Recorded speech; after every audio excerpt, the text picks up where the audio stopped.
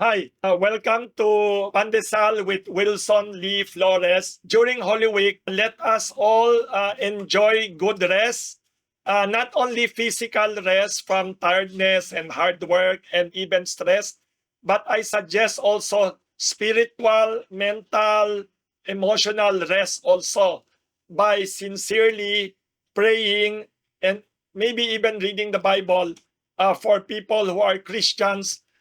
This is the most important time of the year aside from Christmas. I'd like to greet everyone, advance happy Easter. People are asking me what are my thoughts this Holy Week and this Easter Sunday. I am a Christian Protestant by education ever since I was a child, grade school, high school.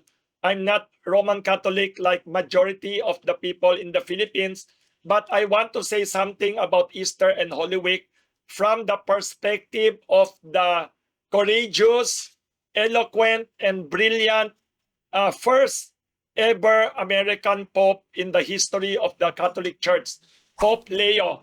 I admire him very much for recently, during Palm Sunday, I was surprised and very impressed. He was courageous in his Palm Sunday message, condemning war.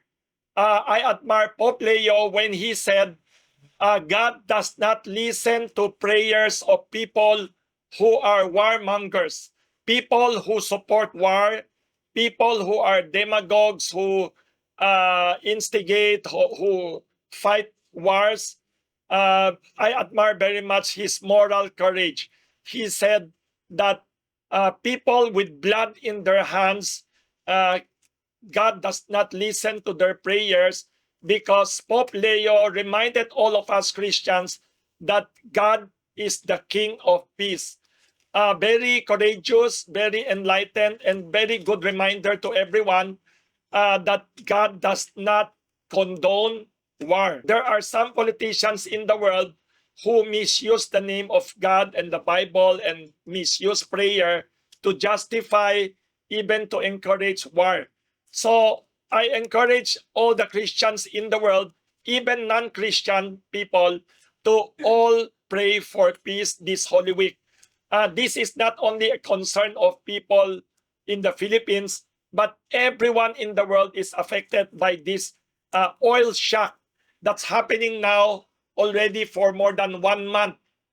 This oil shock created by the war of USA and Israel versus Iran, I sincerely hope and pray that peace will soon come. I urge President Trump of the US and all other people to please stop war and give peace a chance. That is my Holy Week and Easter prayer and hope. Not only peace in the Middle East, not only peace in Asia, Africa, everywhere. I wish everyone also peace in your heart, peace in your homes, and peace of mind during this Holy Week. Don't forget, one of the best ways to relax is to stock up on pandesal or this pandesuelo or other breads and cookies from your favorite bakeries.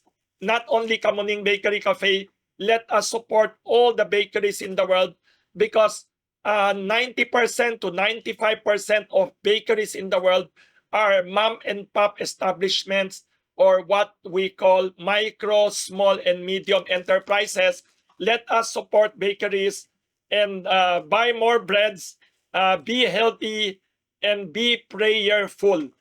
I'd like to add also, to me, Easter Sunday is not only a reminder that Jesus Christ sacrificed his life, he is God, came down to earth, became a human being, suffered all the human sufferings, physical, emotional, and everything, then was crucified on the cross to save all of us human beings. So what we should do is only to accept him as Savior and to become Christians. But more than this, I believe Easter Sunday is a reminder to everyone, even non-Christians, that there is always indomitable hope. Whatever happens in the world, even if you are crucified, you suffer emotional, financial, physical, medical crisis or hardships or crucifixion, all sufferings will pass. Nothing is forever in this world. Sufferings is not forever, even hardships. So there will always be an Easter Sunday of hope. So I suggest all of us do not lose hope and look at Easter Sunday not only as reminder to be more Christian, more Christ-like in our lives, but also to always be inspired by hope and peace and prayer. Advance happy Easter to everyone.